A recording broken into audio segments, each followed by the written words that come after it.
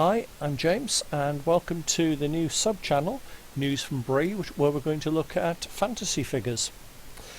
Now, Wargames Atlantic have produced a very nice box of Halfling Militia, something that you don't see very often. They come in a box of 40 figures, where you've got 8 identical sprues, each with 5 figures on. I've only picked up one sprue because I wanted to try them out. I'm not really looking at a whole halfling army, but I do want a few figures and I am tempted to expand having looked at them. So let's have a look at the sprue. So all 8 are identical. You start off with the 5 bodies, all nicely different. They're all in subtly different poses, which will give you a nice mix if you were building up a whole army. They are surprisingly well armoured for halflings. Every single one has got mail worn underneath, quite big chunky mail, slightly cartoonish, but that's the sort of thing you tend to expect in a fantasy set of figures these days, I'm afraid. I do like the fact that they are well proportioned, they look right, and they will look good next to most 28mm manufacturers' figures.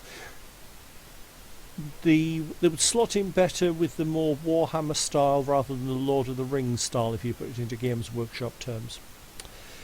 They are all barefoot, so I know in D&D they've started wearing boots, but these are traditional.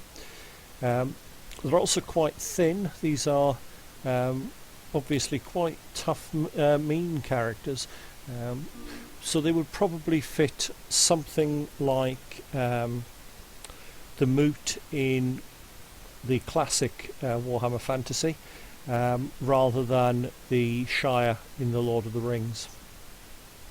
So equipment wise for the figures, there's a nice variety. We've got plenty of different arms.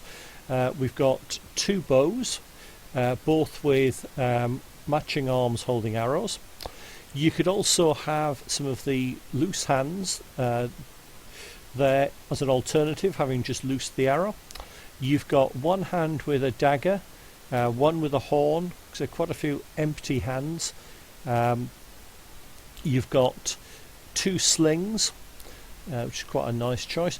2 bills, which I really like. I think the bills fit it absolutely perfectly, and I really like them.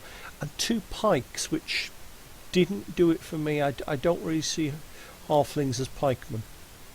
But you might, and if that's the case, by all means use them for that. We've also got 2 quivers of arrows, a single buckler, a single dagger, and we've got a frying pan, which is crying out to be put into someone's hand, although I've actually added it to the belt on one of mine. There's also a horn blowing hand as well, so you've got a nice variety. If you were building this up for an army, you'd only get a maximum of 2 of each weapon off the sprue, which means you'd be talking from one box a maximum of 16 with each type of weapon. So just be aware of that if you are looking at buying it for a wargaming army. It's also missing hand weapons, other than that one dagger, which I find a little bit disappointing. I would have liked some swords and daggers, but it's still a nice box. We've also got the heads. Now there's quite a variety in the heads.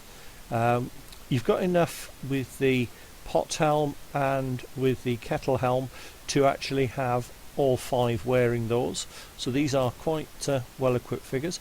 Makes the figures look surprisingly up to date in medieval terms, because it will generally look like they are at least 11th century, probably even up to the 1400s if you match it into real world technology.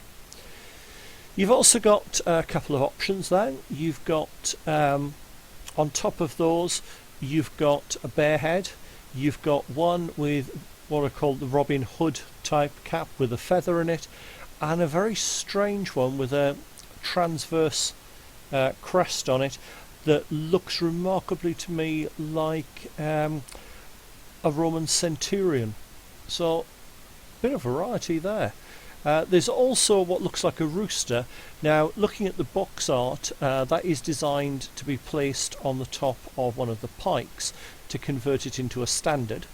But you could use it as a rooster. If you've got 8 of them from the set, you could actually have either a nice little diorama using them, or what you could do is put them together as like an objective marker. So it's a useful little extra. Nice little pack. One of those ones where it cries out for extra things, extra bucklers and so on, but you can only get so many on the frame, and for the price it isn't bad.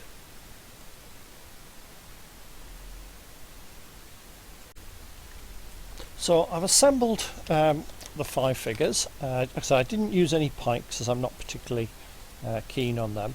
I've not done them as painted figures for this review. I've just done them as straightforward builds. That way you can actually see the joints and things a bit better. They did come off the sprue very nicely. No issues with that. The mould marks are well positioned. They do come off very easily. And the figures went together well. The only thing that they don't have are bases. Now they've got the little plastic bases, so either it would be a case of cutting them off and fitting them to your own bases, or building up the bases to match the cast on ones. As you can see, I've assembled one slinger.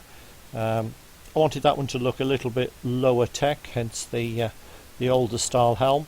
You've got the archer, which just had to have the Robin Hood cap. I mean, that one is probably the closest to the scarring of the Shire that I did. You have the 2 billmen, which they're growing on me more and more as I look at them. I like the kettle helms and the bills. They just look about right for halflings. I didn't think they would, but yeah, they've definitely grown on me. And the last one I used to pretty much create an RPG type character. We've got the dagger. I've added the frying pan to the belt on that one, and sort of the pointing hand bareheaded. I think that one just looked quite nice. So make up your own mind with them. I'd recommend them. You'll see the ratings I've given them come up in a second, and hopefully I'll get some more fantasy figures. I'm definitely going to be looking at Wargames Atlantic for more of their figures. See you soon in a later review.